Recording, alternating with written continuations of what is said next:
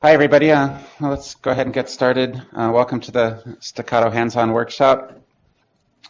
Myself and I'm Ingy, and this is Jan.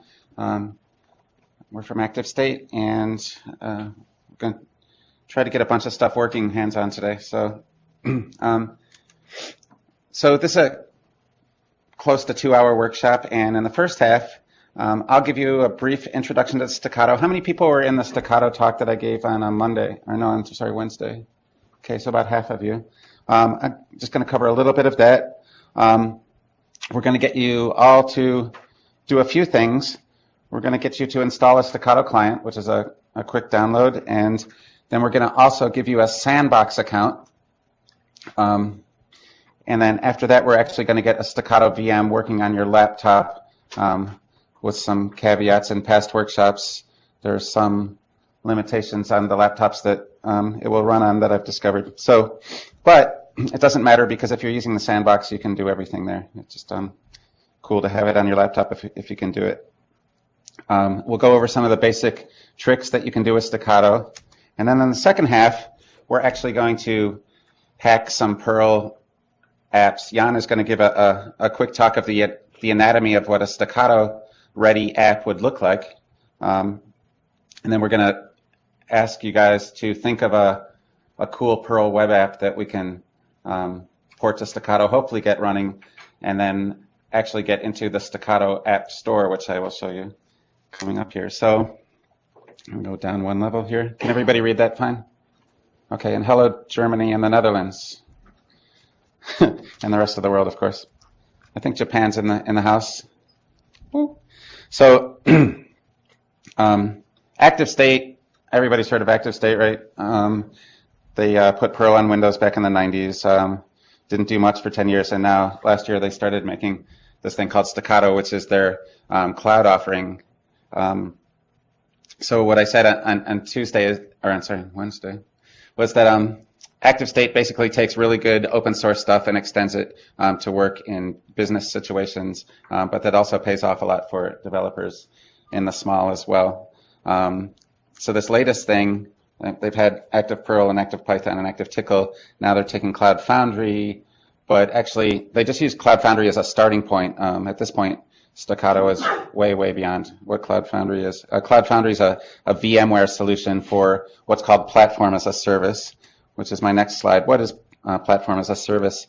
I think of it as the abstraction of everything between the actual machine and your web app that needs to run for your web app to successfully run. And it's not limited to web apps, but it's typically heavily used for web apps these days.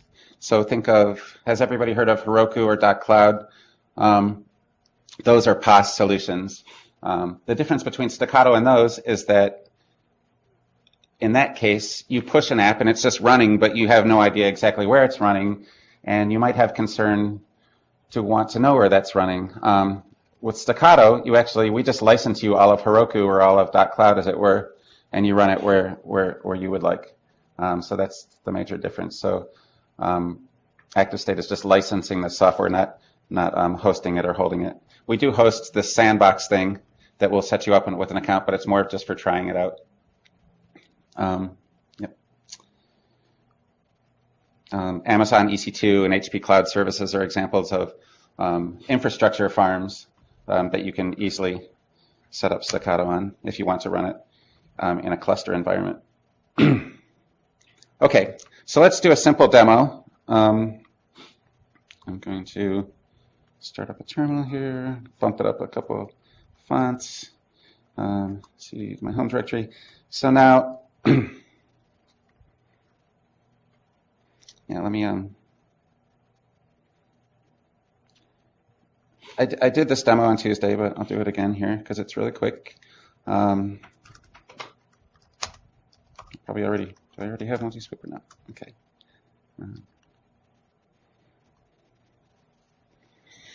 Okay, so this is a Stackato app. CD into here. It's a Node.js app. So one thing about Stackato is it's supports 8 different languages with many different database runtimes available. And so to run this thing, you have the Stackato command line client that you're all going to install in a bit. And typically you would say Stackato target, and we're going to push this to the sandbox. But I think I've already got my target set to, you can remember that stacka.to or stacka.to is the sandbox. And all of your apps will be running under, your app name.stacka.to. And there's a API.stacka.to is actually the entry point for the entire VM configuration and management. And so this command line client talks to that REST API at api.stacka.to. You can visit it on the web, and soon you will have an account to log in to what you see when you visit it on the web. So now I actually alias Stackato as S because I'm not a very good typist. So if I say sinfo, I can see if I'm logged in. It looks like I'm logged in as Ingy at activestate.com. So that means I can see what apps I'm running, and I can that kind of thing.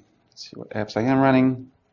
I'm running a bunch of these apps that I call Pair Up, and that's my app for pair programming with other people. So those are people that I've pair programmed with at the conference at YAPC. So I want to push this multi-sweeper app to Stackato. Can everyone see the bottom of the screen, or do I need to clear it? Everybody can see from that. Okay, so I'm going to say Stackato push. And if I just say Stackato push, it'll try to push as multi-sweeper. And it will probably fail because it's a sandbox and somebody else has already used that name. So I'll say multi-sweeper dash YAPC dash workshop or something like that. Workshop. Anyway, hopefully that one's not taken. MS YAPC WS, whatever. And it asks you a few questions. If you give it the -n flag in the end, it'll just take all the defaults, and we almost always do that. I'm just kind of showing you what happens. So it's basically taking this whole directory and pushing it to Stackato, and then Stackato will do some heuristics to see what kind of modules it needs to take from the Node.js CPAN. I forget what that one's called. Who knows? It's just some other language. Jan doesn't know. But it grabbed all of these Node modules, installed those, hooked up a Redis service, Redis data store service, and now it's starting up the app.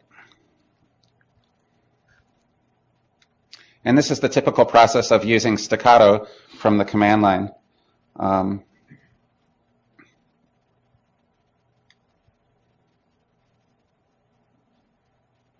Great, so now it's deployed, and it should actually give us a URL.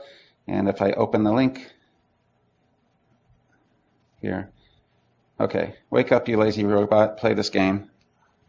And actually, if anybody wanted to go to that URL, which is ms-yapc-ws.stacka.to that you see at the bottom, you can join along because it's a multiplayer Minesweeper game. So I'm going to be Ingy. I join the game.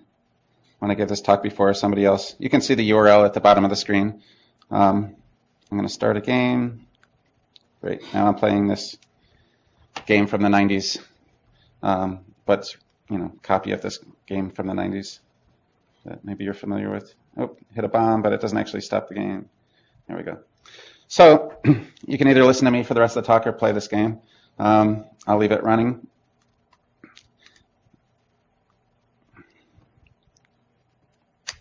Okay, so I'm going to run through a quick list of what Stackato does for you. It's agnostic, meaning it runs on any kind of hypervisor. Today we'll use VirtualBox or a VM player or VM Fusion if you have a copy. Fusion is a for-cost product, but if you already have it installed, we suggest you use it. It's pretty good. It's scalable from a laptop single instance up to enterprise gigantic cluster. You can actually start on one, export your entire VM, and import it into a cluster later. It's Acmeist, which is my term for polyglot-ish, and it supports these out of the box 8 languages: Ruby, Python, Perl, PHP, Node, Java, Scala, Clojure. it's extendable in that you can add languages through what we call build packs. We stole a lot of great ideas from Heroku, but we offer them to you in a box. So it's built over VMware's Cloud Foundry, but has gone well beyond it. I'm not sure they'll ever catch up. But they have a lot of money, so maybe they will. Who knows? Like I said, it's Heroku in a box. So it's multi-tenant, which is really important. So say today we're just going to be using this in a single, you're going to own your own VM. But if you're using this at work, the way we hope that you will, your IT department would buy licenses, set up a cluster, and then create accounts for every dev that wanted an account. And now they could instantly push apps from any language and have them running really quickly. So these users can also be assigned to groups, which I've been doing a lot lately. So I create a group of all the YAPC people for a certain reason that I'll explain later. But this means your teams can all have access to one app, so which is really good. It's secure. Every app runs in a really lightweight VM known as an LXC container that completely isolates it at the kernel level from the rest of the system, and also allows the kernel to impose memory limits. So the IT department can say, yeah, that guy can only have 256 megs of RAM, but this guy can have 2 gig, because we only have so much real memory, and we actually have to keep track of that. So, or add more to the cluster type of thing. And it's API controlled, like we saw. It can either be controlled from the web client that I was showing you, or from a browser controller, which is much more sexy, and I'll show you that in 1 second. And it's real world. It's available now to play with now. And as we'll see, it's free for non-commercial single node usage. So everything that you're doing today is a free license to you forever. So Stackato is a VM. It contains operating system, web servers, languages, and these database services ready to go. And it said all this stuff already. Here's kind of what it looks like in this picture I drew with ASCII-O, which I love. So this whole big box underneath is the Stackato cluster, or microcloud, as we call the single VM usage. And the VM admin client is the little command line. That's us adminning it, and you actually using the multi-sweeper as the app users on the internet. It comes in through Nginx, this is kind of a low-level thing. But anyway, it plays all these different roles, and each of these roles can be on a separate VM and scale out horizontally. So you can actually go to 1,000 nodes if you wanted and assign, 5 to be routers, 10 to be cloud controllers, 500 to be DEAs. A DEA is what Cloud Foundry called, and we had to adopt some of their verbiage, droplet execution agent. And what it really should be called is a worker node. It's where the apps actually run. And you're usually in a cluster. You want to have a lot of those. The health manager keeps everything. It kind of looks at all the VMs and makes sure that they're running. And if they look in a bad state, then it'll restart it for you. So, as I was saying, the microcloud is our license for single node non-commercial use. It's free of charge.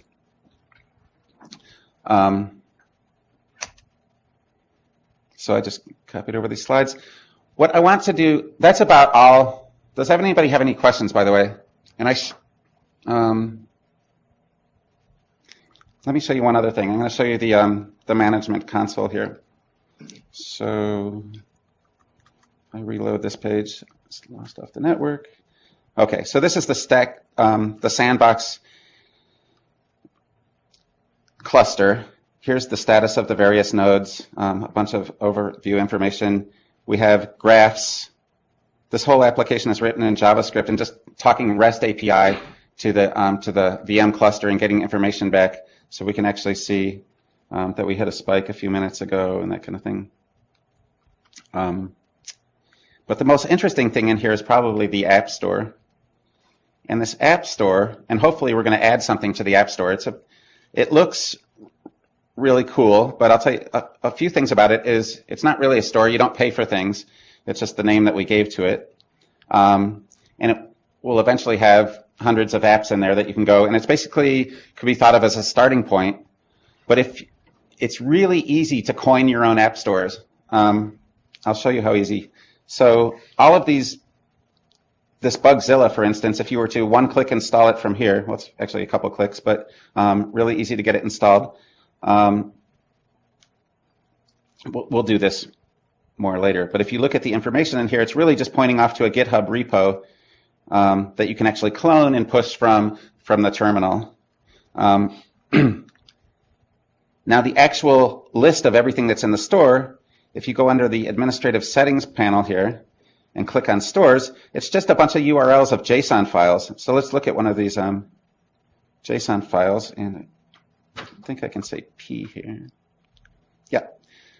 So this is just metadata of stuff that lives anywhere. And I actually, in my talk the other day, I just copied this to a GIST and got a raw URL on GitHub, and I changed a couple values, and they were immediately available in the store. So that stuff's really easy, and hopefully we'll get to the point of where you guys actually help us, or we all work together and port a new sexy app, a web app to Stackato, and then we'll add it to the store. So that's kind of our goal for the day. What I'd like to do is right now is create accounts for all of you on the Stackato sandbox. And the best way, I think, to do that, you guys are all awesome hackers, so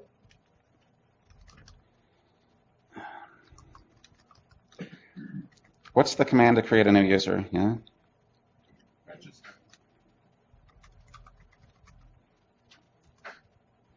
So if you guys could all form a line up here, and you're going to basically type in your email address and some password twice. I think the password has to be 6 characters, and the email address, if you're really worried about it, doesn't have to be. Nothing will be done with the email address, I promise. And if you don't believe it, use example.com, whatever. But create one that you can remember. Don't get too creative that you forget it once you get back to your seat. So everybody, come on down, and when the next guy comes in, hit up arrow and enter, and should be only take a few minutes. In the meantime, when you're done doing this, grab a little box. If you don't, and this is a USB key with stuff that we'll do later. So grab your freebie. I signed up the other day, and now apparently I don't remember the password it gave me. Oh, okay. Well, So okay, what was the name? Because we can just change it from right there. okay. I'll let you do that. Okay. Oops. Well, it gave me one, and I apparently didn't write it down. That was so easy to do. Thank you. Can I use the one I got? You can, but so- you should still sign up for an account. No, can I use the account? Oh, the account you've got, of course. Yeah, sure. Yeah. If I created an account for you earlier, unless it was that Yahtzee one. No, it's from John and I. Oh, okay. Yeah, sure. Okay. Actually, you can look at it later. He said he got an expiration email loaded. I thought I had set this up like 10 years in the future. So, I didn't even know there was expiration dates. you know, I just don't remember. Really? Don't mind the keyboard. okay, well, I look at Oops. Okay.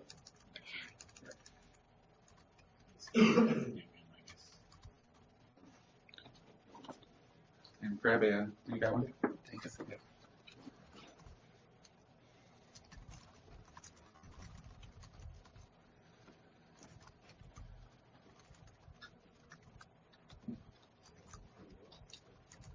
Sorry, it's a QWERTY keyboard for you to work, guys. But at least it has the letters on it.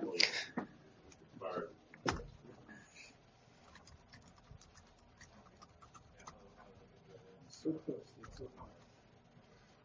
I'm actually, my browser remembered that I'm in, but to change my password, I need to know what the old password was. Yeah, from the admin account. No. Okay, I'll Cool. just do that. Okay.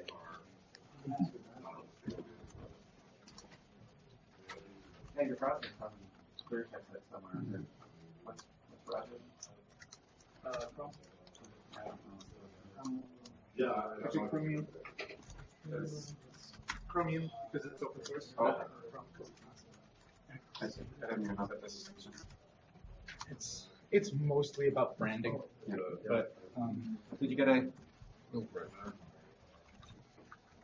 If there's anybody who came through and didn't get a USB stick, raise their hand and Well, you can grab one when you're done.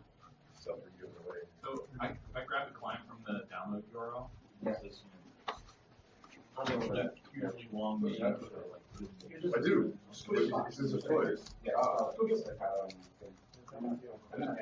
Okay.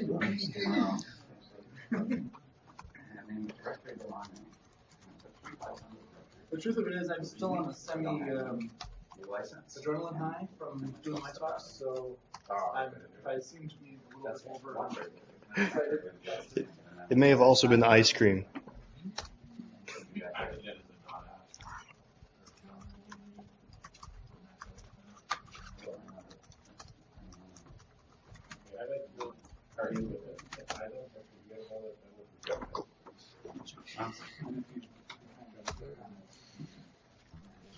I'm going to make you the QA contact for the bug. That's good.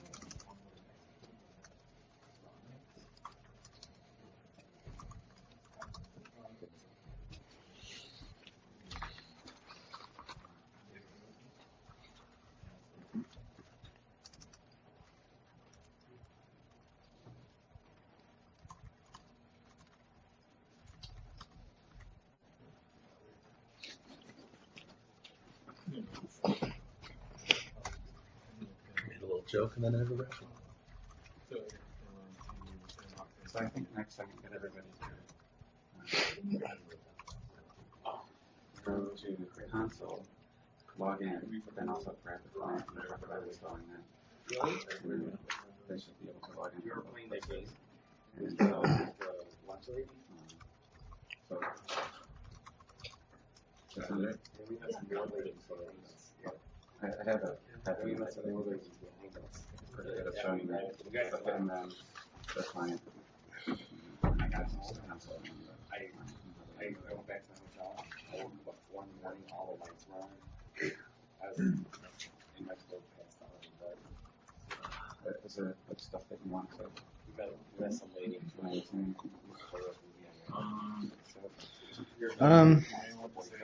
So now that it's me, it's not registered probably, right?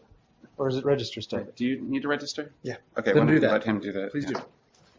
And then we'll just do. So maybe it's an eventual thing for your front end team to do. Remind me of my password link. Yes. Or when you log in the first time, that it forces you to change the default one. Oh, actually, you can look it up. So it means you have an account with active setup. I do. Go to the account with active setup. I remember going There will be because when John made me leave, password that using your name. Oh, let's see if I can do that. Even if he created it from the, even for these accounts that we just created this way? Was it created like that? No, I created it on the website. Yeah. Okay. Last time I saw you. Oh, we played Apple. I remember. Yeah. No, I think I played another game called Flux after the bar. Oh, you I think Sean caught me up on the seat. Who's playing Flux? Yeah. Were you playing Flux with me? Oh, no.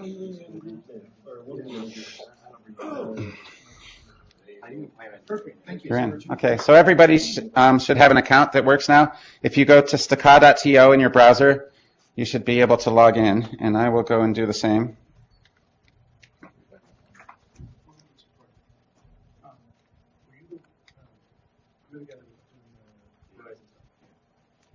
Also the comments on PDL being really good for you. Then did David Mertens find you and talk to you? He had some ideas. We were talking about this yesterday. He had some ideas, so you should contact him. Okay.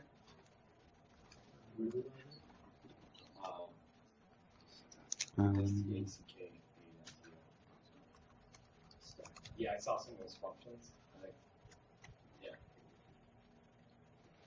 Okay, so when you get in, you'll see something that looks like this, but a little bit different, because this is an admin view, and this is the view that you'll actually see when you have your own microcloud running on your laptops and that you have an administrator account. So there's two types of users in Stackato, an admin and a privileged and an unprivileged user. And the main deal is that the privileged user can do everything and the admin user can just install and manage apps. Okay. So is everybody in? Yeah. Cool. Nobody's having any problems? I'm not in, but Okay. Um, I'm in. okay. And actually, I will sign in as a as that Yapsy thing I created.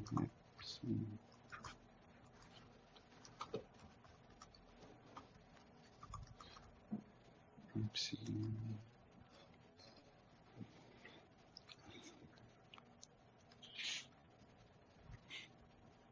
Yeah, so this is what you see. So your overview will show you the groups that you're in, and only an administrator can create a group, right, man? So I can go and create a group in a second, and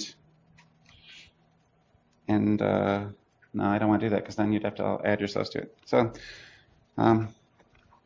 anyway, so go to the App Store and set this to a 50 or 100, and you can see all of the apps. Pick one to your liking, and then click Install. So I'll type in, since I'm at a Perl conference, I'll type in Perl here. And so there's 3 apps. I'll install Photo Booth.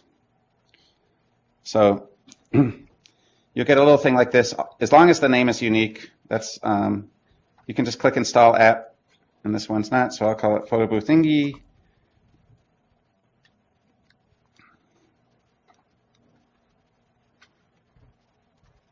Okay. And when you're done with that, you'll see in your list of applications the applications and whether they're running or not. A new app that's pushed from the web client will be in an unstarted state. You click the start button, the play button, and it will start starting up. So you see over here it says starting instead of stopped. And basically this is spinning up a new LXC container and putting all the code in it and getting all the prerequisites and whatnot, and starting up an instance. So when it's actually running, you would see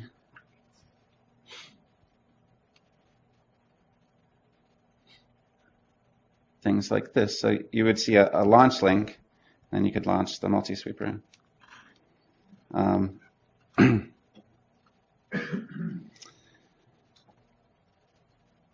Does anybody have any questions? Should I ask that a lot? Where does the launch link come up? Where does the it comes up after the, if there's 2 buttons, you don't have one, and when it's running, you'll see one. Is in the running state for anybody yet? Oh, okay, and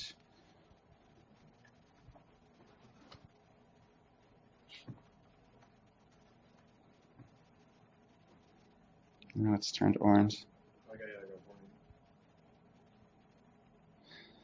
So warning means it's still starting in this case. One interesting thing about this is that for the running apps, you can actually view the logs. So this is the staging and the standard error log. We can look at one of them, right?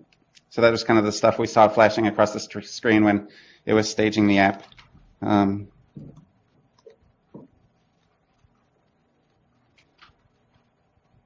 Okay, so now my app is running. I don't know if all of you guys. I'm going to start the Photo Booth app here, and it's just going to.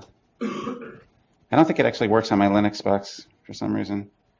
It's taking 3 pictures of me without a camera. Yeah. Anyway, it probably works better on the Macintoshes. So these are 3 beautiful pictures of me. Anyway.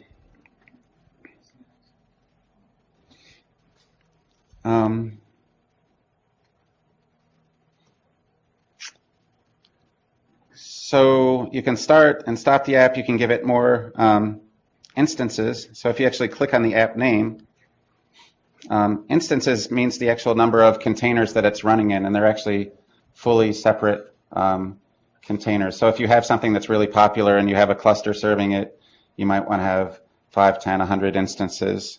You can allocate the disk space from your available to space that your admin gave you, and that kind of thing.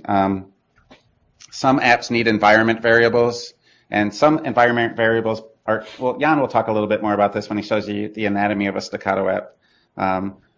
But Stackato provides a bunch of things in the environment so that an app can kind of configure itself to run in Stackato.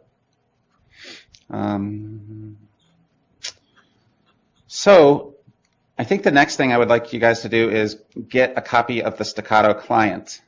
And if you look at the top here, every Stackato VM actually ships the client with it. And so click on that, and it should choose the architecture that you're running on, and that's the download of a zip file. It's not too big, so everybody grab a client. That zip file, the way it's currently set up is it has, if you unzip it, it will have a binary executable and a little license file in it. Put the binary executable in your path as the name Stackato or whatever name you want to use.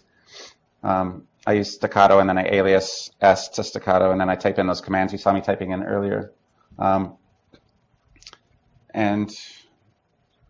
how many people actually have that done at this point? Okay, let's wait a little bit for the. 1.2.2 rather than 1.2.1. 1.2. Oh, I just, for those of us who downloaded it before, what I've got is 1.3.1. Yeah, that's newer, so just keep that one. Okay. Where did he get that?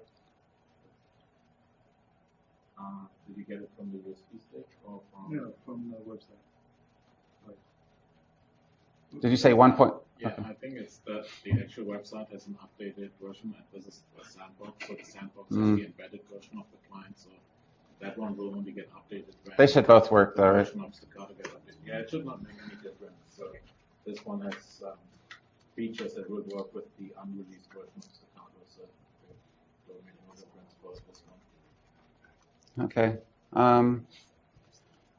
Are there people still in the room still working on it? Or should we we'll go on using it? So the first thing that you want to do is run Stackato target and make sure you would want to say api.stackato, and you should get a green message back.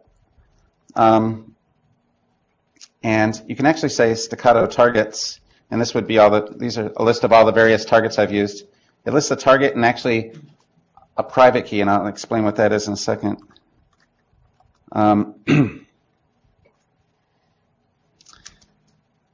next thing you want to do is Stackato login as Ingy at active state. Well, I'm going to use that one I just logged in as yapc at.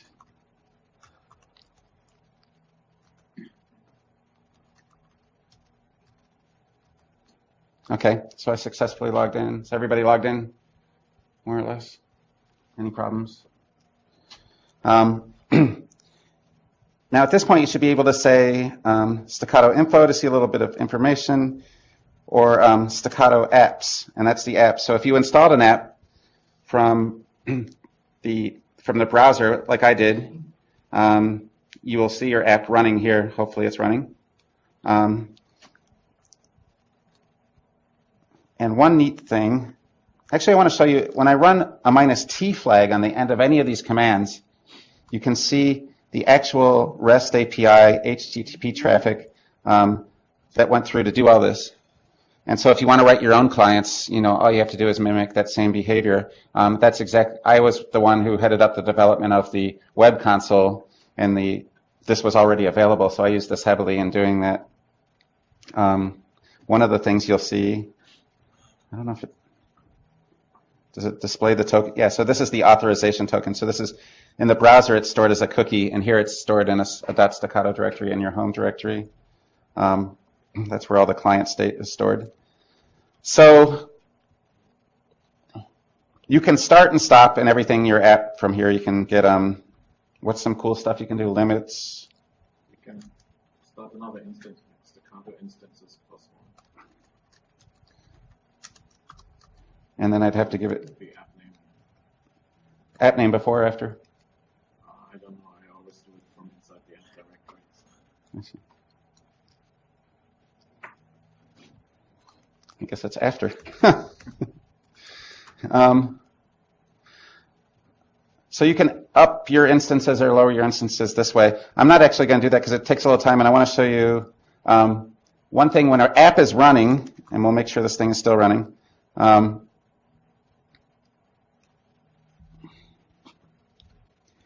if the sandbox is getting laggy with all of our. I don't know. It's just two machines. So it should be nothing. It's just what? I think it's only two machines, the samples right now. Oh, really? Jan says this.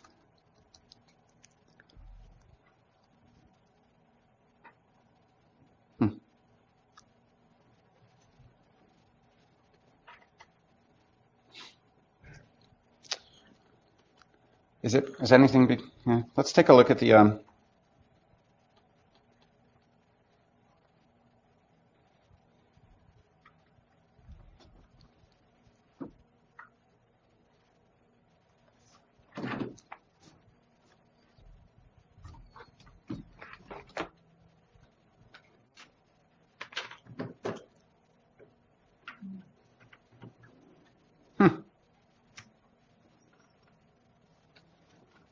what have you done? Denial of service. Oh, I'm not even logged in as an admin. Dang it. All right. It seems to be maybe more response. Okay, so let's go back to here. Great. There's a hiccup. So if I can staccato SSH into this, and if you'll notice, it's not going to ask me for a password. The reason it doesn't, well, let me first get in there and show you. So I'm SSHing into the really super lightweight LXC container that looks like a full Ubuntu environment, but really isn't. So if I do ps -ef in here, you'll see that it just has a few processes running. But it does have process ID number 1, which is, sbin init, but that's not the real sbin init. So what LXC does is actually namespace. It renamespaces network ports and all kinds of things, process IDs and that kind of thing. So it's pretty cool, and I think it's kind of the future of containers and that kind of thing. So in LXC, how many people have actually heard of LXC before? It seems a lot of people, it's not being heard of slowly. It's a kernel feature in the Linux kernel, and it just stands for the LXC. LX stands for the L and the X in Linux, and C stands for containers. So kind of a silly acronym. Anyway, all of the code that we were in on the other side got pushed over here. So you could see everything that if I go back out. Oops, I'm not in the place where I was. Oh, right, I installed this one from the web console. You have to pull the book directly. Oh, here we go. Thank you, Jan. So basically, it just zipped up all of this stuff and pushed it over into this LXC container and was able to install everything around it that it needed to run this Python app, I believe. Oh, sorry, Perl app. What am I saying? I should be killed. One of the hallmark files of all of these projects is what's called Stackato YAML, and it usually contains more than one thing. What was the other one that we did? What was the first one I installed? Bugzilla, maybe? Bugzilla is kind of complex. I mean, we can use the perlcritic.com. That's what I want to do. Okay, we'll show that later. So I'll let Jan show all this stuff later, but basically, oftentimes it's just making one of these small YAML files and doing a couple other things, and then you're ready to run on Stackato from wherever you started, your project started. So I think the next thing we should do is actually get you guys trying to install a microcloud. Now I'm going to ask a few questions. How many people are running OSX? Looks like a lot of that. Raise your, and keep your hand up. Lower your hand if you don't have Fusion, VMware Fusion. Okay, so a few of you do. If you have it, I would suggest you use that. Does anybody with the Macs have VirtualBox? Okay, then you probably want to use the VirtualBox. I'm not sure if it's going to work here because the network requires you to log in, right? The university network.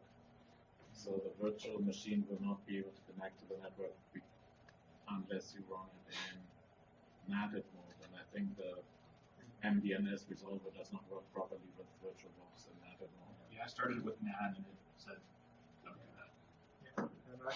And then I started it with Bridge and it said, can't find an IP address. Yeah, because the network is not let you log in. So I think here we need to use VMware and native connections. And that's what I'm running. And it works. But the bridge will not work because you can't get an IP address, and VirtualBox will not work because it does not do. There is a way around this that I've actually done. All right, so if you, we'll see what people can do. We'll see what people can do, right? Okay. I think if people can't do VMware and native, then they would be better off using the sandbox. Otherwise, they would just waste a bunch of time and not get it working here because it's only another. Well, they can definitely install it and then see if they get an IP address and stuff, and we can.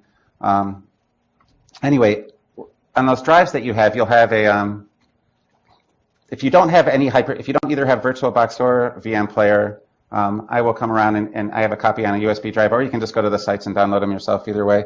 And so that's the two things you're going to need is off of the disk. You're going to need the Stackato VM that you want to run and the hypervisor, if that makes sense. So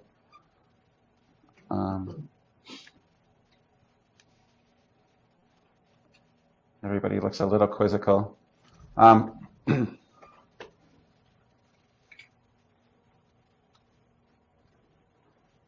Who doesn't have VM Player, or who has Linux? I'm sorry, in the room. Okay, so 1, 2, 3, 4. And who has Windows? Anybody? So Windows is really probably not going to work so great, unless you have Linux and Windows. Yeah, and Oh. BSD. Although, what's the host operating system? OS X.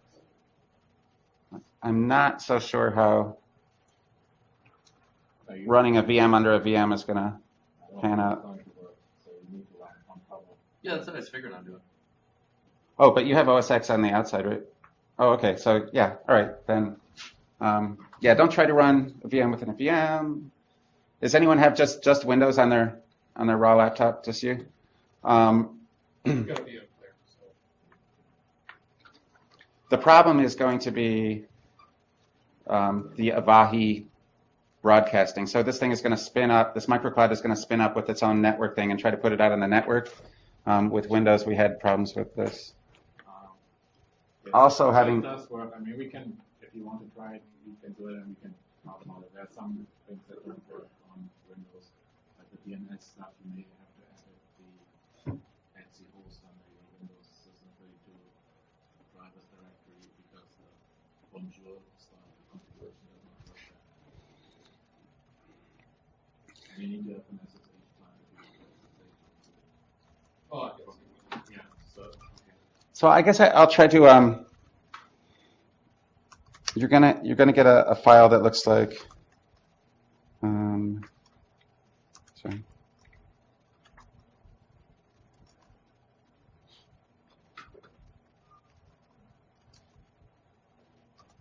Something like that, and then you'll unzip it, and that'll probably take over a minute to unzip. And then I'll start up VM Player. And I thought of I think we should just deal with problems as they come up. So when you start the VM Player, you'll say open a virtual machine and then find that folder that it unzipped into. It should be called Stackato-V126. And then find the, let me actually find that.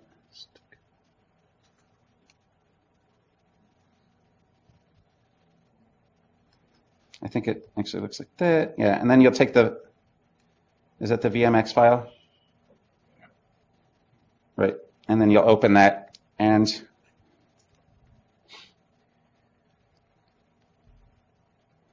you'll get a thing like this, and you'll play the machine. And so when you play the machine, it will boot up, and it goes through this first boot sequence, and it takes about 3 minutes. This is actually restoring a virtual machine that was already started. Did you install a Bonnet daemon on your Linux machine? I didn't, but You probably should do an apt-get. oh, okay.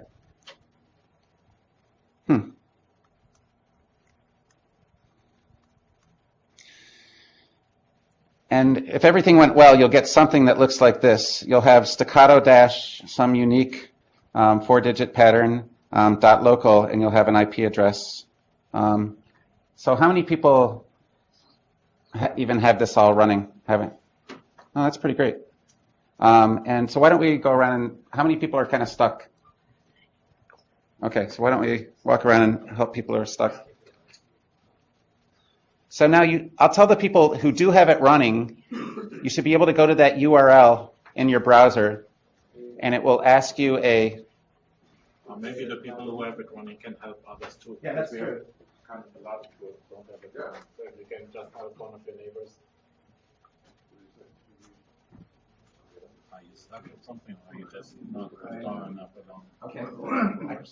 I mean, so now what I'm trying to do is download the VMware player instead of VirtualBox. VMware Fusion Because is it sounds like you're saying that not free.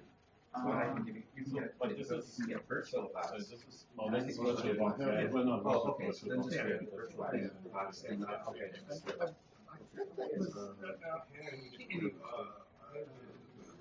Unless you want to pay for it. Gotta try Windows. Free VMware option.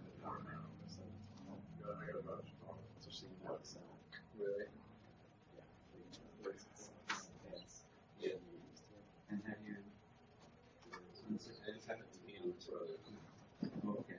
Oh, I see. It's actually.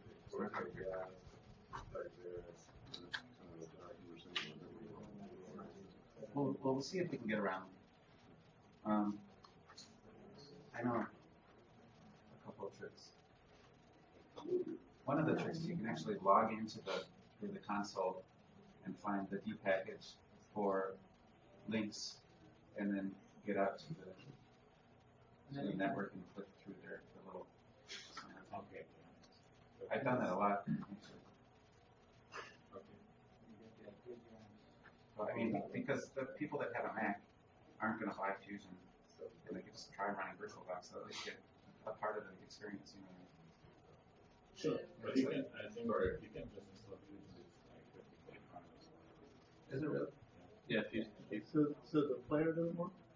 No, normally it works. It's only this network requires you to log in before you can use the wireless. Okay. So one thing is. VirtualBox just. But VMware player doesn't work. I think this will be more fair for Oh. fair for Windows and Linux. Well, You can get VMware. yeah, with Okay, VMware so, Fusion, there's no VMware I would- player. There's only the paid There's version. no player for Mac? As far as I know, there's no free player. It's only the paid. Staccato. it's 50. Can they can It's $40 or so. Yeah. You can't configure the network on VirtualBox. Can you have your combined? I mess around with it a lot. But I usually end up using two networks. So for VirtualBox, you actually have to set Yeah. the network is on it. So Yeah. I can In put order the to get check VirtualBox, you gotta use virtual Yeah. Two free. I don't think that'll work if you want it though. Because what I do is I edit stuff on Windows. And I run it. So I have a virtual LAN, not just a virtual machine, I have a virtual LAN running the two VMs, and I have a software share, I have Windows, other things. So I check things out with Photos SVN and stuff like that, and I did it with that Plus. But then I just hit save and I go right to I can actually run two web. I can take the same web code simultaneously running in Windows and in VM using the same hard drive at the same time. How many people have created an admin account from the web? Okay, one person so far. Two people. The password that you used is now the Stackato user password from the console, or if you want to SSH into the VM itself. So you could SSH into Stackato at that and use your new password. So that happens the first time when the console comes up. We use that password so that by default, if you wanted to log in before you went through that, it would be Stackato user, and Stackato is the password as well. I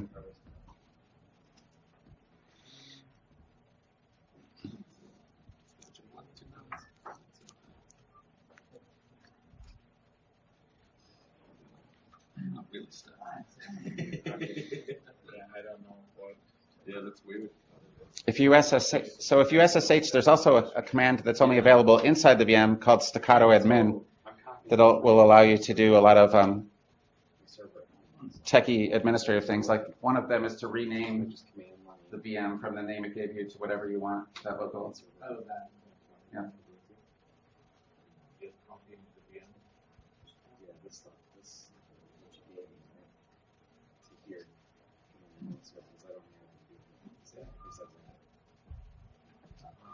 Okay.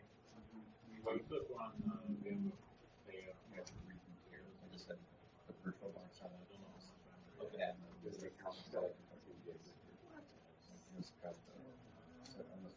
Yeah. I guess it's still there. Oh,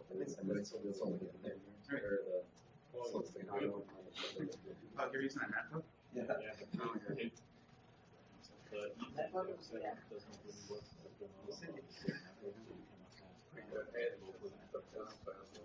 Oh, more RAM? Well,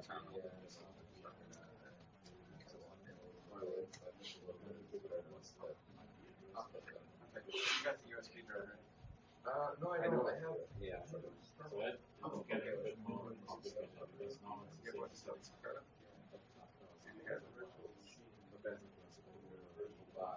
it's normally the marketplace very easy to run locally. I can't open up any port. Rewriting into any ports besides 22. Can I ask if, well, is everyone else where they should be? If they are, then can I ask you which one definitions? Alright.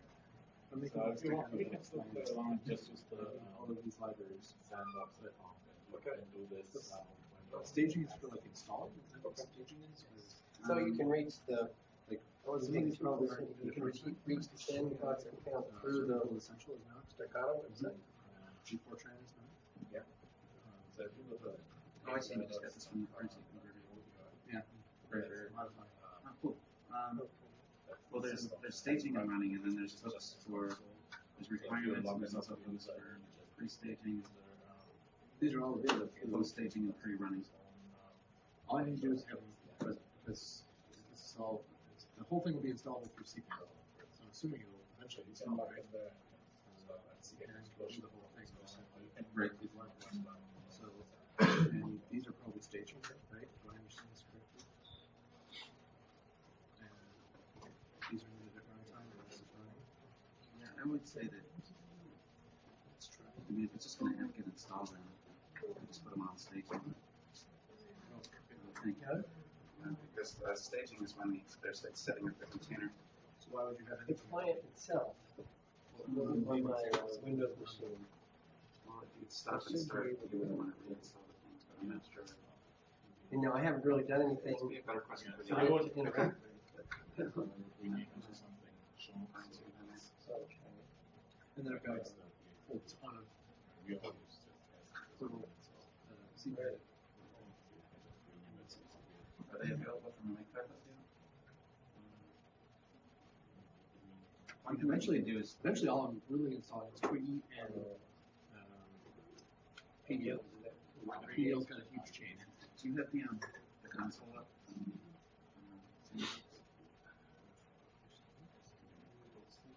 documentation, if you look for something on the page says search for Stackato piano or search for violin. Yeah, so that kind of gives you.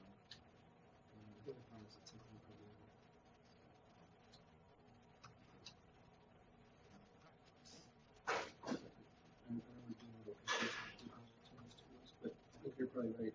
All it is install and stuff. Right. Thank you. My email address. So that email. Okay.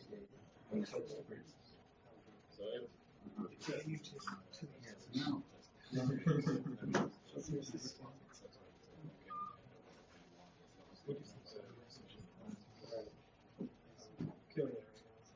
Good. Sure.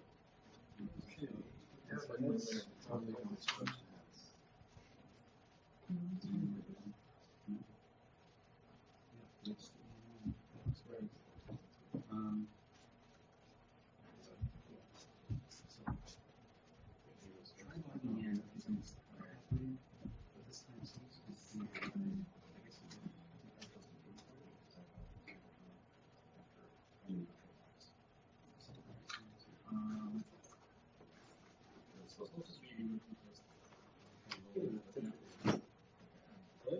Yeah, it's the weirdest thing when you do it here, it just dies. And I'm going to do it something in a terminal or whatever. And it says it's done, but there's nothing there.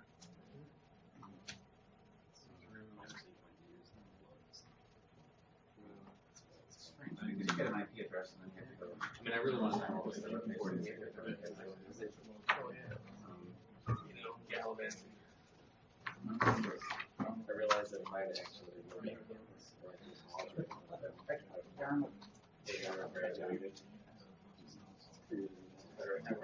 Yeah, my first, I got non-academic probation like within a year. Yeah, I should come last. But eventually just became president of IEEE and made the data test. They stuck with me. Oh, yeah, I created. So I've been doing connect. Brought up my balance between the bad kid side and the smart kid side. Yeah, one of the things I mean, they were really bad, they wouldn't let you that. So I failed all my first two courses. no, I was serious. Yeah. I was supposed to skip some. Just like, that's the So still watch that. I think I felt English third quarter just because I'm a person. I'm sure she was very fast. She hated me. I got put into remedial English after that. I did it the whole year and a quarter. So. She'll probably be taking bets more than half. Yeah, I think it's cool. It's just I should have been prepared. No, I'm actually. I already have an app. I'm just trying to see if I can make it work. Do you? Oh really? I did. I changed exactly 8 characters in somebody else's app, but it makes it do something very different, and I want to try it. Okay. There's a HTML5 WebSocket based PTY that you can run. And Alright. so rather than have it start at bash, I wanted to start up the Perl data language repo. Oh, that's cool. Yeah. So what it means is I need PDL, Twiggy, and all the dependencies for the HTML5 thing, which I can't remember. Yeah. But it's a whole bunch of stuff. You can log into Group and use Stackato. Oh, yeah. So you basically go on the internet and have like a permaculture grass. Yeah. I can make that run. I don't want it open on my computer. Because you go in there and you do system RMRF. Yeah. So what do you put? Well, I don't run it right now. Yeah, sure. I could try and sanitize some inputs, maybe. Someone's gonna miss one. Someone's gonna do something. So I want it sandboxed and then on their server. I could totally make it just work. I could boot it up right now and show you. But That's cool. Where'd you get that app? it's on GitHub. It's VTI wrote it. So github.com/VTI, and it's called Show Me the Shell. Once you have that Nice. running, Cool. What's it? Program. I think it's essentially pure PSGI. That's not quite right. PSGI. PSGI is Perl. WSGI is Python. We copied it. Nice. It's a really simple concept. All PSGI and WSGI is you sort of admit that all the web server does is return three things: returns status, headers, and content. So all these things do is say, well, since that's all it has to do, let's make a thing that just does that. Yeah. And then an app in that just is some function in some language that returns these things. Yep. And now we can write a server however we want it. It's a PSGI compliant server. It just expects your thing to give it that, and then it'll send it out to the world however it wants. That's very cool. So it's actually a really simple concept. So I mean, yes, it came from Python, but all we had to do was change the curly brackets to square brackets or Well, something. And other than that, because Python blows. well, Actually, yes. programming more than I programmed for. Do you? A lot of us I did it. Because I already knew Perl when I started. Yeah, I so said, you're write everything in Python. Do you think you started writing something like I feel like I have been told that Python's good for everything. I think Perl's good for everything. So I feel like I know. I'm like, look, I got Windows and Ubuntu and Mac OS, and I use them all at once. Like I believe in using the best tools hopefully all at once. You know. So, what more things can you do? What can you make Python easier? Stuff with arrays. Yeah, like you can do a construct like variable equals and then an array bracket, like something like change. You can do like a for loop that outputs an array in one line of code. List comprehensions. Yeah, list comprehensions. That's what They always confuse the crap out of me. no, I love those. Like say you're trying to encode. I work in email, so you're trying to decode the headers of an email and change the key so that it's more compliant to like Mongo, because Mongo you can have dots in the JSON for the field. So you can do just a one-line list comprehension where you say for items, for two variables and items of the dictionary you started with, transform, do a replace on the key, and then do a It's basically thing. We can do it in one line. I like that. Oh, I did. It's basically when we do shorts and transitive things. Like that. Map big chains. When we do big chains of mapping directly to things, you can sometimes do that in Python commands. Yeah, it's a lot like math. That's sort of more built in a sheet, The thing I love about Python the most is I'm a very strict programmer, I'm a very clean programmer, and Python doesn't have to get into races. It's all about having everything better. Yeah. So I think that's If you get used to one programming style, I guess maybe the problem would be if you're in a group environment and the Perl style they've chosen is not the one you like. So for me, that doesn't bother me. Like I have no issues. Like when I change someone's code, it looks like they wrote it. Like I just adapt whatever style's there. I mean, I have my own I do things. I do two-space index, and I don't know anybody else who does. But okay, well I know I finally meet someone who does. The PHP part of our stuff is done exactly like that. I think it's horrible, but that's what they do. The Perl stuff has, I think it's like 8 spaces. Oh. well, you do it in your editor. You don't. Yeah. You tell your editor to make tab 8 spaces. Yeah, exactly. So But I haven't actually done that. That's why I use 2. Because I don't want to have to type it 4 times. That's Edit Plus will do that for me. So that's why I use that. Okay. I'm not very particular. I'm not, a lot of people like things very certain ways. I'm not like that. I'm like, I mean, I know which way I would prefer it, but No. I'm pretty laid back. So the only, in attempting to try and break the notion that Perl is ugly, I always counter, well, just that it allows sloppiness as opposed to Python not allowing sloppiness. My response is, so don't allow sloppiness. Like, just don't type sloppy. Yeah. If you're worried about your Perl looking sloppy, you just don't. Like, it's that it lets you, okay, I mean, but. So is Python easier to learn? Than Perl? I guess it probably depend on the person. I picked it up quick, but I had lots of languages. So. I guess, what do they call me? A polyglot? Polyglot? So it's got pass by ref by default, which is usually what it means. But then again, when you want to do pass by position or pass by whatever you call it, it's kind of hard to do. Yes. If your default is pass by ref. Yeah. If I want to pass in 2 arrays of things that I want to be together, you have to do that first and then pass all that. Yeah. So it's Strings are immutable, so you can actually change a string. So if you're doing like string concatenation, you're actually creating and destroying strings, and it's very bad at memory. So like the way they do variable interpretation, I'm using Python like 2.5 or something like that. It's like string %s and the string, and then you do another %, and then you do variable.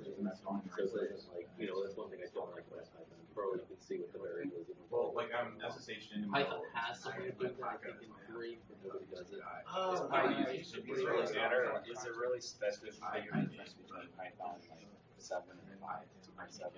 Python 3 and Two- Python two- 2, whatever, are like completely different. Well, not 2.5 and 2.7, not a whole lot. I mean, I'm sure there's Yeah. stuff. Like UIP 5.8 and Yeah. Python 2.7 to 3 is huge. Like your code just won't run. But what about like libraries? Is it nasty to get external libraries? Oh, external, I don't know. I thought you were going to say libraries to change to. Download it from CDN. Very Can't use Python 2 libraries. A lot of Python is very good at libraries and codes. It looks like Especially it's those installed okay. it's not when you use pseudo-ASCII will do it, or use but I think CCAN's, I think, most superior. It's not as standard. So it's a lot easier to find something. Yeah, I was looking at it and I thought the date time, how they did date time was Yeah, it's weird. I mean, once you're used to it, it's okay. But it's Python's documentation is horrible. Like, yeah. Well, we'll look I at always assumed it was just going. Let's see. Again, there's only one way to do it, so you have to do it their way. And Exactly. their way isn't Watch great. this. Convert timestamp. When we write podcast, there's some repeated boilerplate, but at least if it doesn't make any sense for you to make a certain block of stuff, you don't have to. And if it makes sense for you to make a certain block of stuff, So here we go. I want to convert timestamp to date. Here we go. Click on this link. Have fun. You can't. That doesn't work because. Whereas I think Perl's documentation is very good. I think PHP is the best documentation, but I think that's why it's led to a bunch of crappy PHP programs. I wanted to go to Python, but I'm not really on programming. That's not what my job is. Yeah. I do this for supplement. So I don't. It'd be good to we actually go and learn another language. It would be. I program maybe 1-2 hours a week. Where I programmed, I didn't know Python with a lot of very good programs. I would not have taken a Python. Yeah, it depends on what you want to run. Yeah. Horsefall, who I guess a bunch of people are here. I work with him. Same thing. I see. So it must have been mine. Well, I mean, yeah, my little because what container is running. But yeah, so when I plaque it, when I'm in my SSH, I plaque it because so I'm trying to figure out where. Some these guys that want to learn programming, but I'm so scared of recommending Perl because It looks like it's acting and stuff that live. Right? And then there's also this local live version. If I had to choose that, people learn Perl. That's probably where it should go because that would require If they would start from scratch, that would be my recommendation. Perl is a much harder community. So And like Warren said, I mean, some of them are apps. I just told me make it Right, so one thing is SciPy is pretty big too. right? Should We're not trying. Come to the meetings, man. What? Perl one? Come up here. I think Schwartz touched on something that's sort of the attitude of people. Perl being about older and sort of now and some new years. also, I mean, Chicago.pm is also very young. But also the Ruby place they use it. It's way more. I can't help it. This means in the building next to Ohoopee Transportation Center. Come on. It's 2 hours. It's still 2 hours. Anyway, so I hit every single stop the whole way. I mean, if we were to post it in Elmhurst, the people that live in Alsip would be mad. So I don't know how to do any better than meeting in the building next to one of the two main train stations downtown. Yeah, I'll try. It's impossible. What time do you guys meet? I don't have the C-Lib installed, and so I can't find a C-Lib. It's around So that's why I'm telling you. I think there is a set time. I just can't remember it. Fourth Thursday of the month. I'm getting into those. There's a Linux we had a Mongo give posted that. I like Mongo. I hope it works for us. It's in the think of it if it rolls on your database, because every row could be different.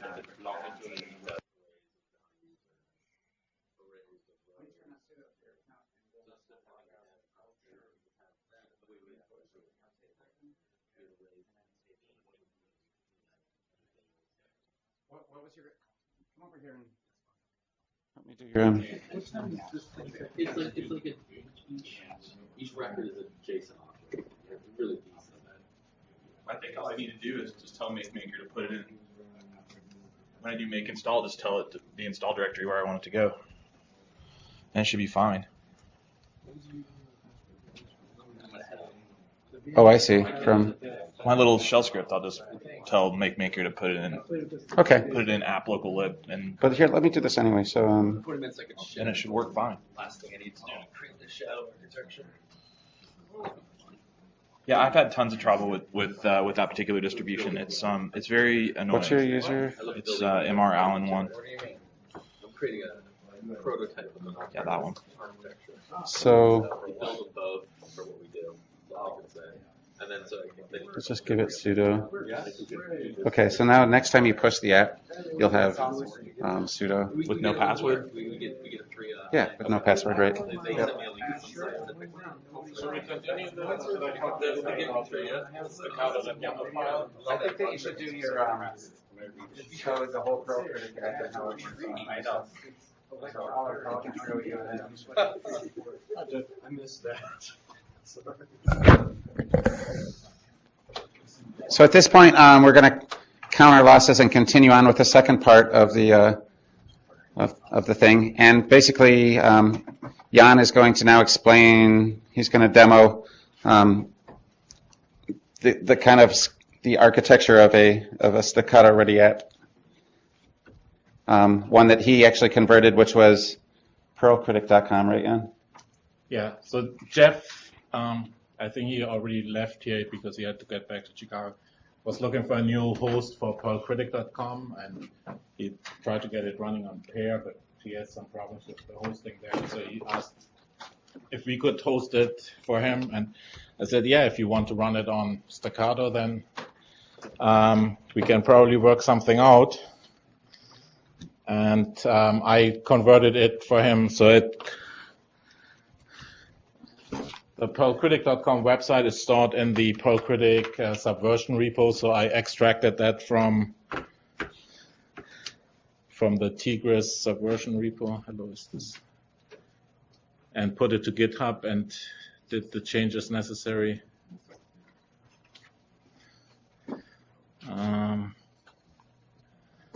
So how does this work here?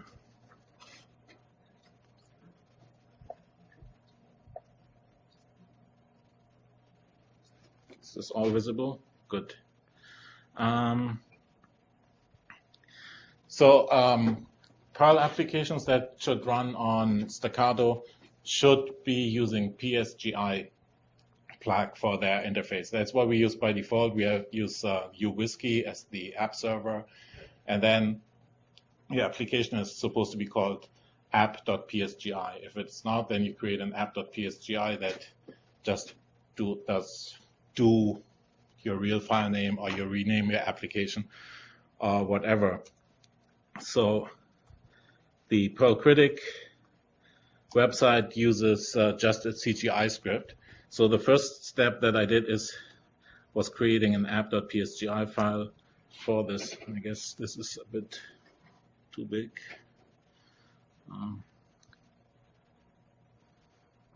So you would say you would do this rather than have it run through some like Twiggy or something? No, actually, you'll see this in a moment. I'm not using uWhiskey for running this. I think I run it on top of Starman here.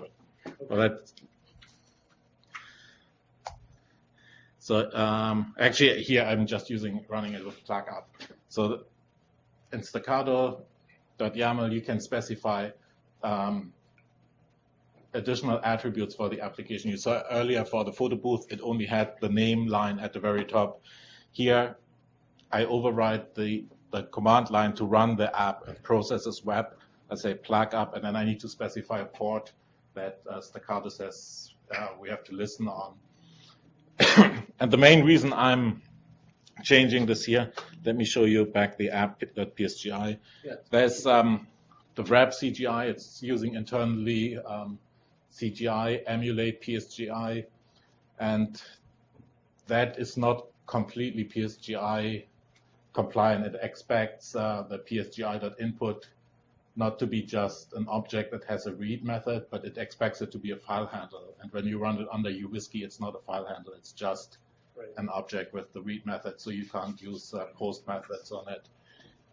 That's why I had to override the processes web command. So that's where Stackato is more flexible than the Cloud Foundry. We have a lot of hook mechanisms in place where you can override the default behavior, because we think you should not have to change your app too much to make it work on a path. The path should be flexible enough to adapt to your existing apps.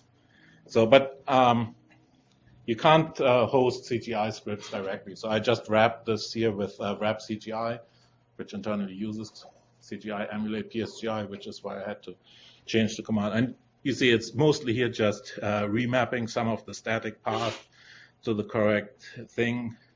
There's only the Perl/critic.pl CGI script that needs to be mounted. So it's very trivial. It's only a couple of lines. And then let's see, what else do I do? I specify an environment variable there because the script uses it. Otherwise, it uses var/temp or so, which at some point didn't exist under Stackato. And then there are various ways to specify the prerequisites for the application. So you could just have a makefile.pl together with your app.psgi, and then Stackato would just call cpan- dot, and it would just install everything that's needed for your app automatically. Stackato is using ActivePerl internally, and for ActivePerl, we have the PPM, the Perl Package Manager, which has pre-compiled binaries. And we run a specific builder for Stackato, which has the exact same version of Ubuntu on it, so we can rely on all the same libraries being there. And we try to pre-build all of cpan on it. So if you list your prerequisites here, they will be installed as binaries and not compiled, so it's a lot quicker. On top of that, Stackato runs a download cache for both PPM and cpan downloads. So if you repeatedly push the same application, then the tarballs are already cached on the host VM. So, and the last line I have here is just a little cron script that the original Perl Critic website was missing to clean up the files that are uploaded. I think Jeff was probably just accumulating them over the years. I mean, it's not a lot of space that it takes for a couple of source files uploaded. So let me see what is the status. I'm connected to the sandbox. And I have one app running here. Okay, let me delete all of them for now. So, and to push this to the sandbox, I just do the push -n that says don't, oops. So somebody is using Perl Critic already, so I'll have to use some other name. Let's say Critic YAPC.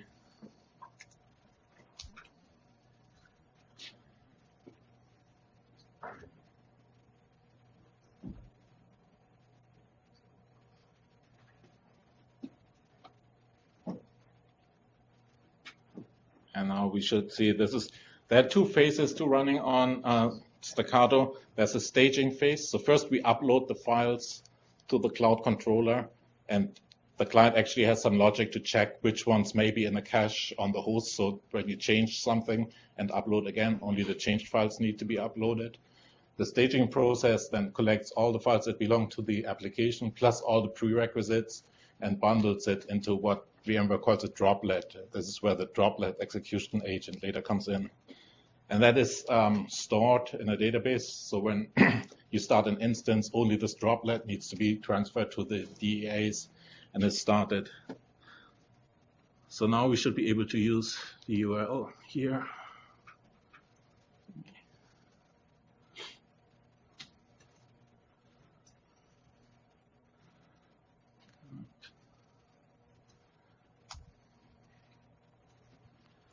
Oops. So I guess.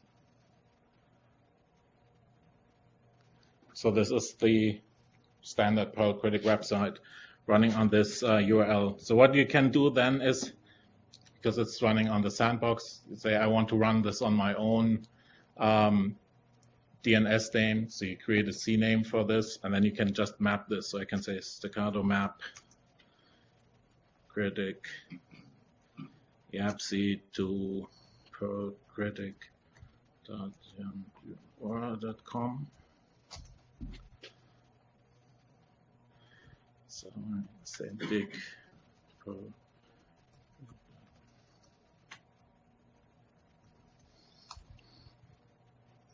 You can see here that I have a CNAME that maps it to Perl Critic. So it's not going to work because somebody else stole the perlcritic.stackato name from me earlier, and I can't quickly change my DNS CNAME because then I'll have to wait for it to propagate. So it's not going to work. But this is the mechanism how I could map an external name to an application name on Stackato. And this is kind of the preferred mechanism for deploying upgrades. So you don't want to just push a new version of your app to the web server and the old application is gone. And when something is broken, you have to somehow scramble to get the old one working again. So I would always push under a version name. So I would push it as perlcritic-1.0 or 1.2 or whatever. And when it works, I just remap the external name from my old name to the new name. So if something happens, I can still map back to the old name because it's still running, because I don't delete it right away instead of doing an update in place. So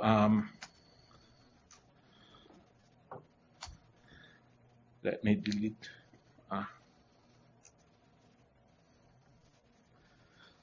So it always gets the default name from the stackato.yaml file, but since we pushed it under a different name, I have to specify the name explicitly here. Are there any questions about this?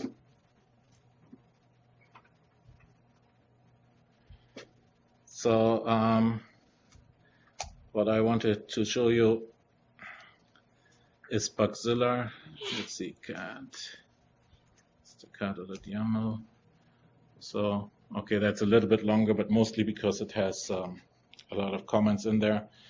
So here, the Bugzilla example does not actually store the Bugzilla source code in this project. I downloaded actually as part of the staging process. So that means the client does not really know what kind of framework is being used for this. So that's why I have to specify this at the top. There's no app.psgi in my repository. The app.psgi will be downloaded later. And then you can see there's a hook, a post-staging hook that will be executed at the staging phase. And this will just run the setup.pl that's in the in this project. And this will download Bugzilla from the Bugzilla's website, apply a couple of patches to make it compatible with PSGI, because Bugzilla does also not support PSGI out of the box. And then here we specify we also need a database called, I just give it a name, MySQL-Bugzilla, but it could be any other name. And we need 128 megabytes. So let me push this, I hope that nobody stole the Bugzilla name from me.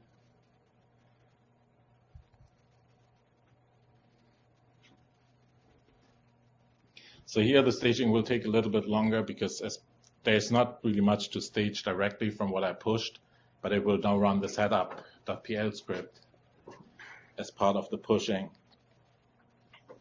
Yeah, I had a question with the guys. When you push code, does it always stage and do running, both staging and running?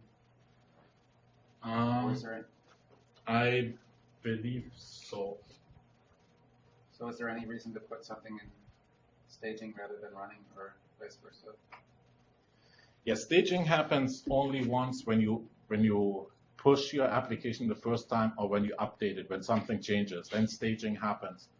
Afterwards, when you stop and restart the application, staging does not happen again. If you increase the number of instances, then you don't stage again. You just have a new instance. So it's only the running phase. So we have hooks for both the staging and the running phase. So things like a database setup should ideally happen during the staging phase. But even then, you want it to be robust against being run again and again, because you may make a change to your program and update it, which means staging will happen again. So you don't want to wipe out the database in it.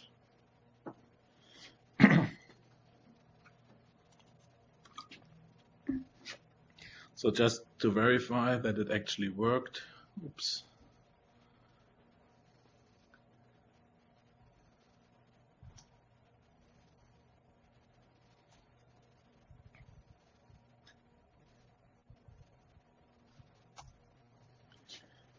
We have a Bugzilla instance running now on the sandbox.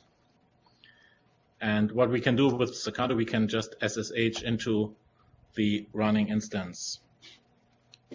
And the reason I want to do this is I want to show you some environment variables that you can use to access the services. In this case, we only have a single service, which is the MySQL database. Let's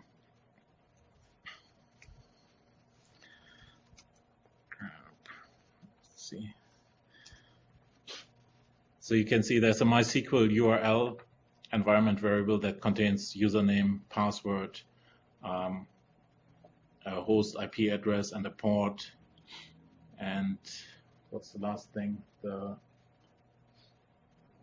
table name, I guess. All of the environment variables that Stackato sets up either have Stackato in front of them or what's called VCAT, which stands for VMware Cloud. Well, we have those too, but these are actually, it's another idea we stole from Heroku. Oh, right. To make it a lot easier. So if you want to use the VCAP variables, they are, oops.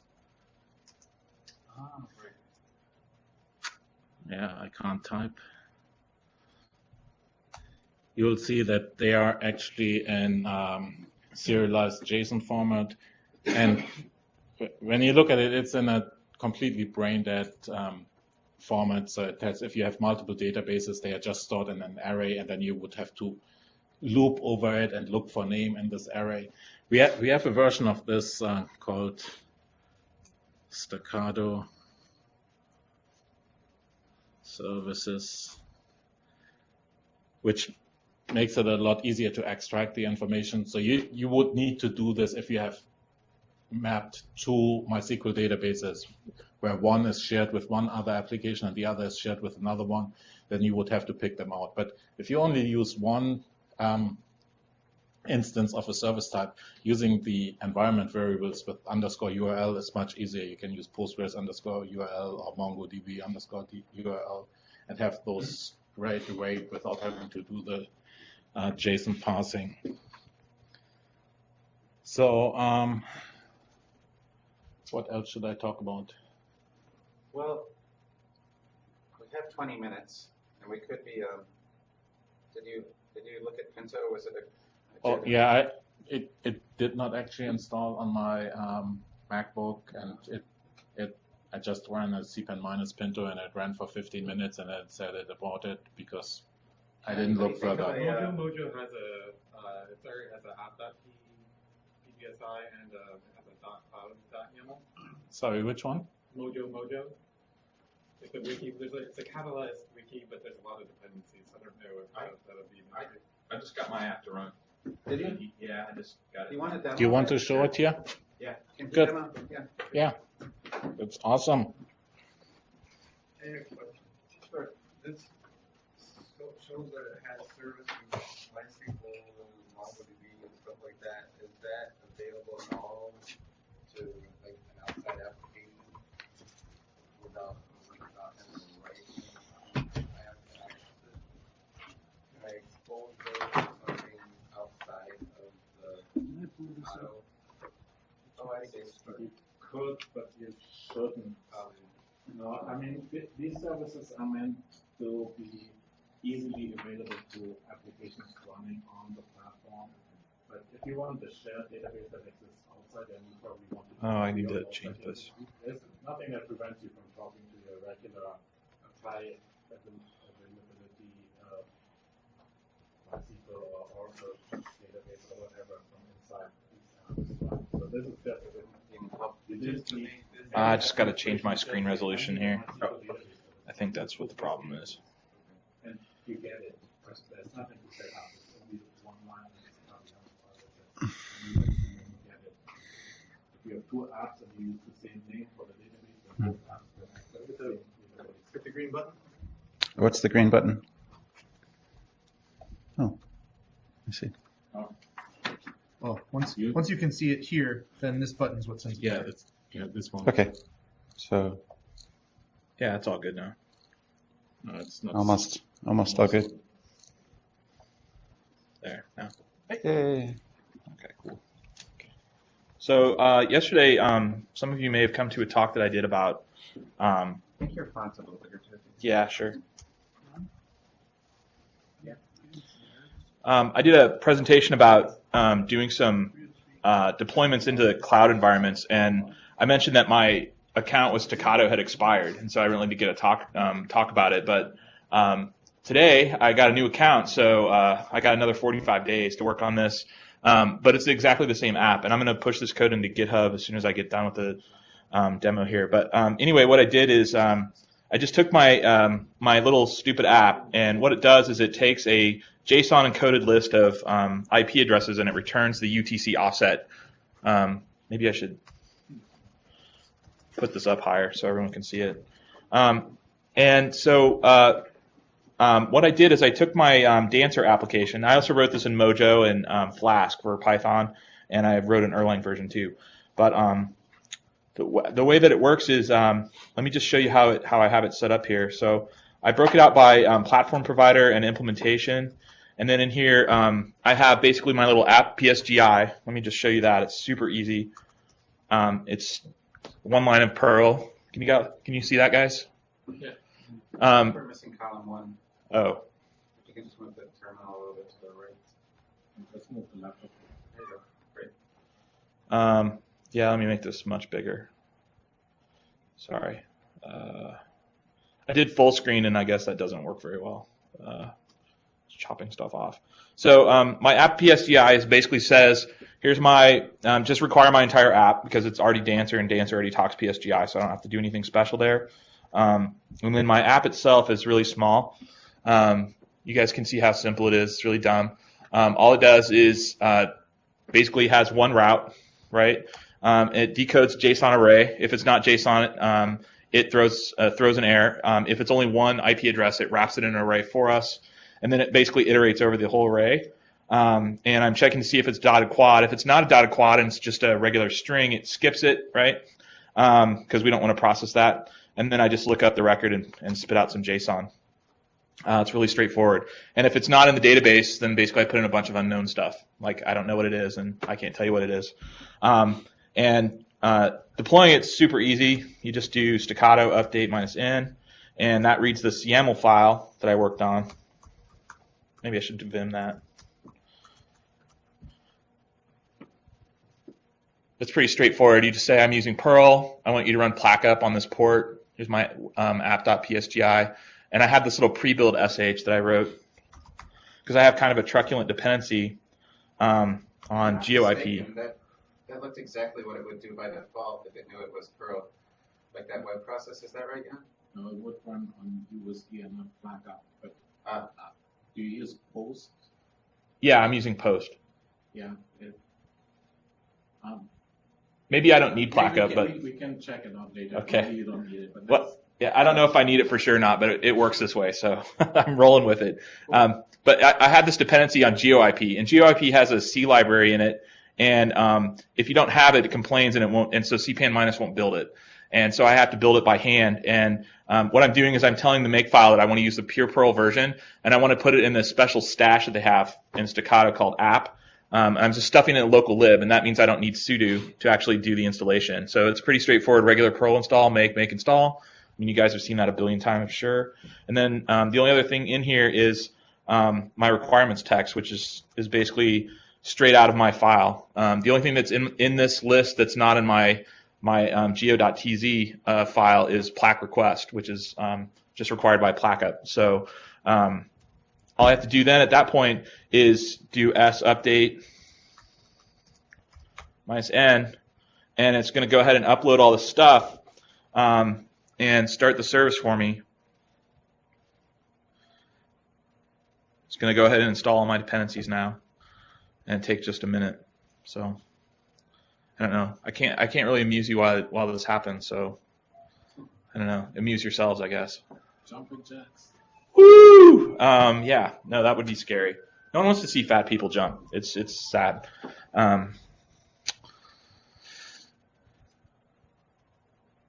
So one issue that came up for me, and maybe this is just my newness to Stackato in general, but one thing that came up to me was that I had this little pre-built thing that was running. You guys saw that actually deploys this dependency, and I had it in post staging as a post staging hook. And it looked like what was happening is it was getting deployed, and then that installation was getting zapped. And so I moved it to pre-run, and that made it work better. That made everything happy. And at that point, I could go ahead and start doing curls and getting results, which I will be happily demonstrating as soon as this finishes. Okay, the reason that did not work in staging is the location is different, I think, during staging. So it needs to install to a different place. Okay. Because it stages and then zips the top, it creates a tarball and then it's untarred at this location. Okay. I think, and then it failed. What's going on? I don't know. It's weird. It's collecting log files now. There's going to be this giant traceback, so don't be afraid when you see this. But I kind of actually read it from here. It just says that it failed to start. That's what I can read what's after that is get someone or logs information below. Oh, sorry. Because of where you're below. Yeah, so there's going to be this giant traceback or whatever. Well, there's no demo like a rig demo. Let me see if a curl works anyway, because it did work before. So basically, this is what it looks like. You just do a post. Let me do this so everyone can see it a little better. You just do this little curl. I don't know if this is going to work or not, but give it a shot. Yeah, bad gateway, so it's not running. But that's how it works. I'll try it again. What's that? Yeah, just update. I'll try another update. But yeah, so it's pretty straightforward. It's certainly on the order of, and I mentioned this yesterday when I did my original experiments with Stackato. It's certainly on the same order of pain with Heroku and .cloud.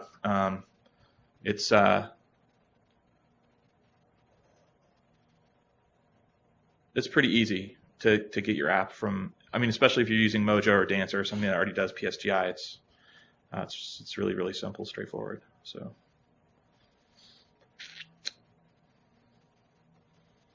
You can see the staging stage. Yeah, I see that here. Yeah. And at one time it's app. Right. So that's why I moved it to pre-run, and that seemed to make everything better. So moving it back to staging and using the run location would be. Okay, I'll fix that when I get back to my seat.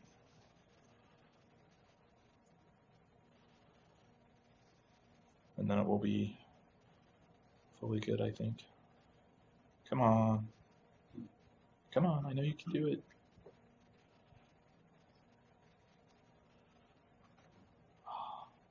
You should send an email because this script should not be necessary at all. You should be able to install it with CPMIs or some combination of, I don't know, you said you need an additional hardware. Yeah. I didn't see you patch it in that script. No, because it requires a C library for MaxMind that you have to compile separately from Perl. Also, you did that manually with SSH. No, I didn't do it at all. It has a pure Perl version, but it doesn't automatically select the pure Perl. It doesn't automatically fall back to pure Perl if C isn't available. So, yeah, it has a really stupid build, basically, is the problem. So, yeah, I don't know. Looks like it's probably not going to work for whatever reason. But it did work. It did. It's possibly even this pre-running hook that if that takes a very long time, that it will time out here. Ah. And if it takes a really long time. Says logs. That's what I'm getting too. I'm getting that very error. Yeah, it says logs cannot find startup log or something. Log startup log. I'm getting exactly that same thing. Yeah. Getting around Stackato apps.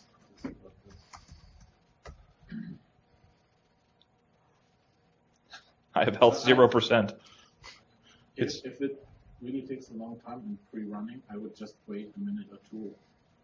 Oftentimes it And will run still come Stackato out, apps yeah. again. And It's just that you're running into a timeout.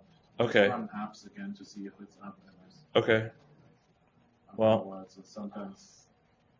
let me tell it to build in this location in the right place. Problem. I think I'm past that point, and I'm getting that same error. Yeah, 303 could not find logs startup. And I've pared down my Stackato YAML.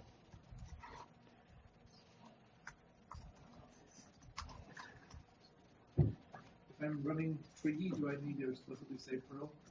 Or should I not say Perl? Or sorry, now I'm explicitly saying Perl and Perl 514? Should I maybe not? I don't think that should be necessary. Did Twiggy get installed? It used to be. If you look at this, So it's just that the log person needs to be able to SSH into it. Can you do that's a Stackato SSH.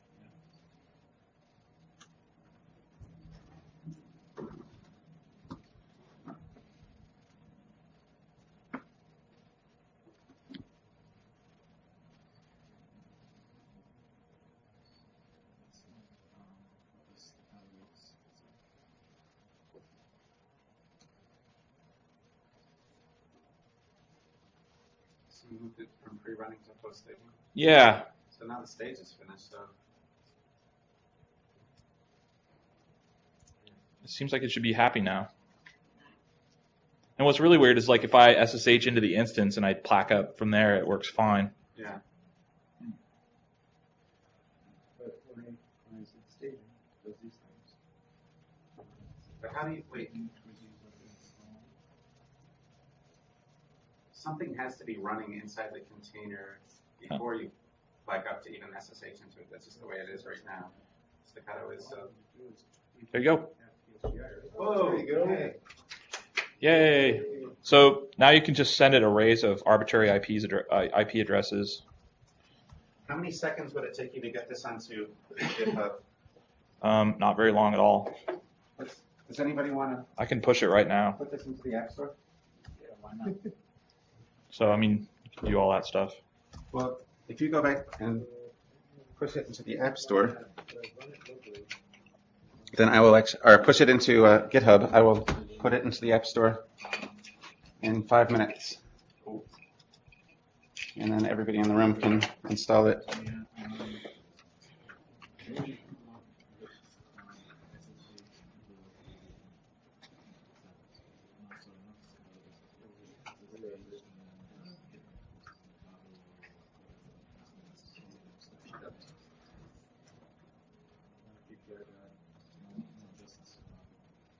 Was this running on the During the sandbox. Okay, then we can't do this.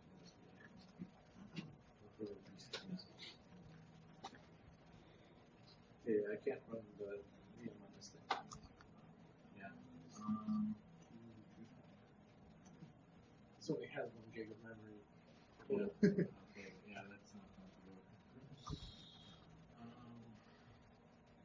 So what's this? Stackato apps saved. There. Is it in there? Yeah, it's not in its own repo though. It's in a larger repo. Does it need to be in its own discrete repo? So the best we can do, Probably. I've never done anything but this. I've deleted it a couple times. It's not in its own repo? Well, there's a whole bunch of stuff in there. Oh, that might be a problem. I could just make another one with it by Okay. itself. Is this in GitHub? Can I try this on my? I can push it there. Yeah. Yep. Yeah. So,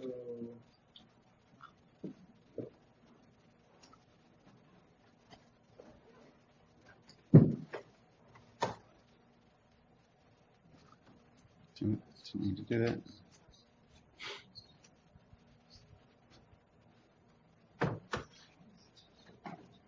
So what is your GitHub ID? It's MR Allen 1. MRALLEN? Yeah. Okay.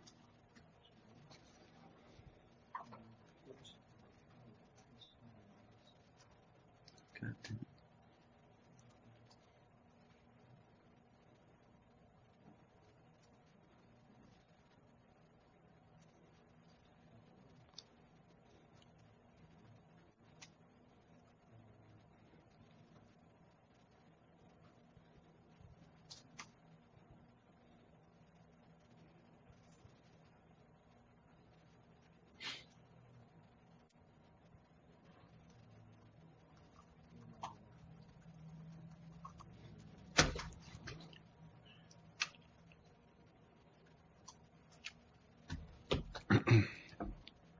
Don't ask, man.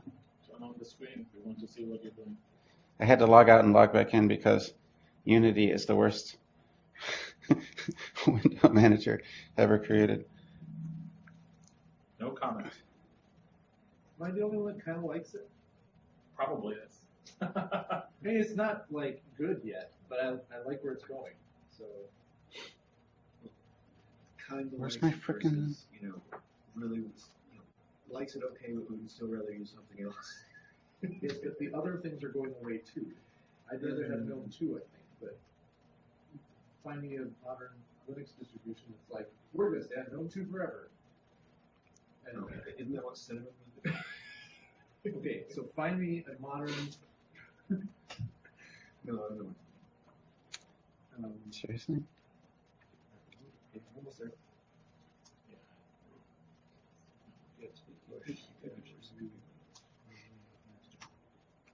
I can show you. I don't know why that's cool. Are you running it right now or no? What is it?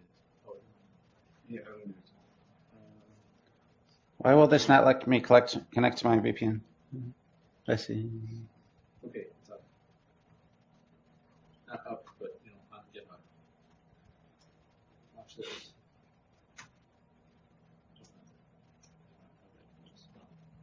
Well, this isn't going to work because I can't. So I can start the process. Okay. It's in its own repo now. This is my. Perl Stackato demo? Because it's Yeah. my code, Okay. And I'm afraid because I'm defending my thesis soon. Okay, were we on that thing? So the way we typically do this is fork this over into this organization called Stackato Apps. Like search for things in the menu. You're not on the screen. You can now hit Oh, it's search for things in the menu of the program you're running. So you never have to go through like menu, this, menu over here, that. Where do I get? So GitHub.